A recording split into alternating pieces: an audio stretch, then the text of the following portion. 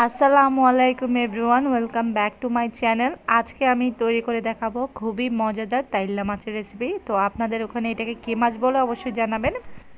তো এর জন্য প্রথমে চুলায় একটি প্যান বসিয়ে দিলাম, আর এর মধ্যে আমি প্রায় 1/3 কাপ পরিমাণ রান্নার রেগুলার তেল দিয়ে দিয়েছি। দেখতে পাচ্ছেন আমি কিন্তু আবারও তেল দিয়েছি।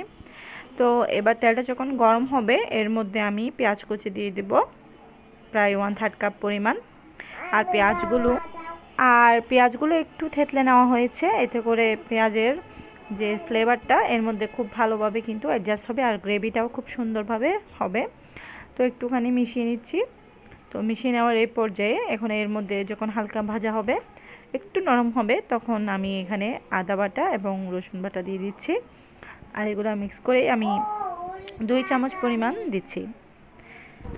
তো অনেকেই কিন্তু মাছের সাথে আদা রসুন বাটাটা খেতে পছন্দ করেন না, তো তারা স্কিপ করবেন। তবে এইভাবে রান্না করলে টেস্টটা কিন্তু অনেক বেশি বেটার হয়।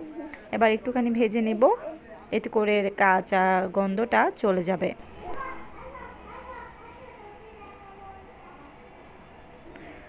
তো এভাবে কিছুক্ষণ ভেজে নেওয়ার পর এর মধ্যে আমি এখানে দিয়ে দিচ্ছি 1 চা চামচ পরিমাণ হলুদের গুঁড়া, আর দিয়ে দিচ্ছি এখানে 2 চা চামচ পরিমাণ লাল মরিচের গুঁড়া। একটু উঁচু করে দিতে হবে যেহেতু মাছ রান্না করছি।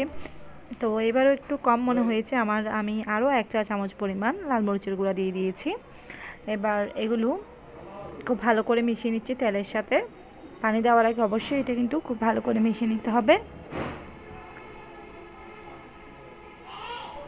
তো তেলের সাথে মশলাটা মিশিয়ে নেওয়ার পর এবার এর মধ্যে আমি লবণ দিয়ে দিচ্ছি স্বাদ অনুযায়ী। তো যারা যেমন লবণ খেতে ভালোবাসেন, কেউ লবণটা একটু পরিমাণে বেশি খেতে ভালোবাসেন, সেক্ষেত্রে বেশি দিতে পারেন। তো আমি পরিমাণ অনুযায়ী দিয়ে দিয়েছি, প্রায় 1 চা চামচ পরিমাণ দিয়েছি। পরবর্তীতে প্রয়োজন হলে আবার অ্যাড করব। তো খুব ভালো করে মিশিয়ে নিচ্ছি আবারও মশলার সাথে এই লবণটা। তো দেখতে পাচ্ছেন মশলাটা কিন্তু কষানো হচ্ছে, আর এর মধ্যে কিন্তু আমি এখনও কোনো পানি অ্যাড করি নাই। আর এর মধ্যে আমি দিয়ে দিচ্ছি জিরার গুঁড়া 1/2 চা চামচ পরিমাণ, আর সেই সাথে দিচ্ছি গরম মশলার গুঁড়া প্রায় 1/2 টেবিল চামচ পরিমাণ। আবারও মশলার সাথে খুব ভালো করে মিশিয়ে নিচ্ছি। তো নিশ্চয়ই দেখতে পাচ্ছেন আমি কিন্তু এখানে পানি এখনও ইউজ করি নাই। এই মশলাটা তেলের সাথেই খুব ভালো করে কষিয়ে নিতে হবে, এর টেস্টটা অনেক বেশি এনহ্যান্স হবে। তো অবশ্যই চেষ্টা করবেন তেলের সাথে মশলাটা কষানোর। তো যে কোনো রান্নার জন্য তেলটা একটু বেশি হলে খেতে কিন্তু খুব বেশি দারুণ হয়। তো দেখতে পাচ্ছেন খুব ভালো করে আমি মশলাটা কষিয়ে নিয়েছি। এবার এর মধ্যে একে একে মাছগুলো দিয়ে দিব। তো মাছগুলো যেহেতু ছোট, তাই এগুলো আমি আস্তই রেখেছি।